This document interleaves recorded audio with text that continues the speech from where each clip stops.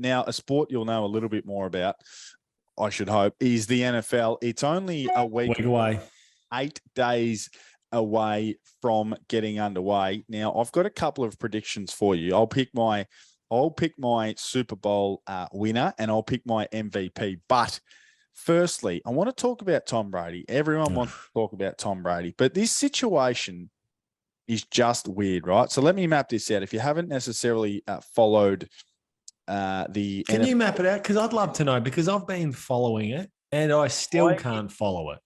I'm worried because, so this is what happened, right? Brady retired. And then the head coach, Bruce Arians, resigned and moved into a quote unquote head office role. Brady returned. Yep. Then Tom Brady, the story came out that he was looking to buy into the ownership of the Miami Dolphins with Sean Payton as head coach, and that fell through for some reason.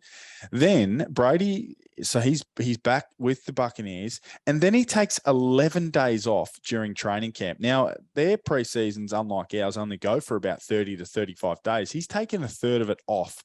Now, this is the most meticulous preparer in the history of sport, and he was stood at the podium addressing the situation, and he didn't have a lot to say, but he never speaks like this. Have a listen to what Tom Brady had to say, and then I'll just give my prediction on what I think is happening with TB12. It's all personal. Everyone's got different situations they're dealing with, so we all have really unique challenges to our life, and I'm 45 years old, man. There's a lot of shit going on. So, you just gotta try to figure out life the best you can. And, it's a continuous process. So I've never heard him speak like that ever. That is, I don't know what to make of it. I'm not necessarily going to sit here and try and guess what he's talking about, but you'd imagine, Pat, it's quite serious for him to take 11 days off in the middle of training camp. Now, I don't like speculating, Josh, but when I heard that, I'm like, hang on, home front? That's all it could be. Well, that's, whether it's illness or whatever, I'm not sure. We know his mum's had her battles with health. I'm not going to sit here and speculate, but it doesn't sound great. I mean, it sounds weird. It doesn't sound like his mind and his spirit is with football at all. So it is a massive watch this space as the NFL season gets underway next week, Pat. I think to add to that is the team is a year older in terms of the playing. No Gronk, group. He's gone.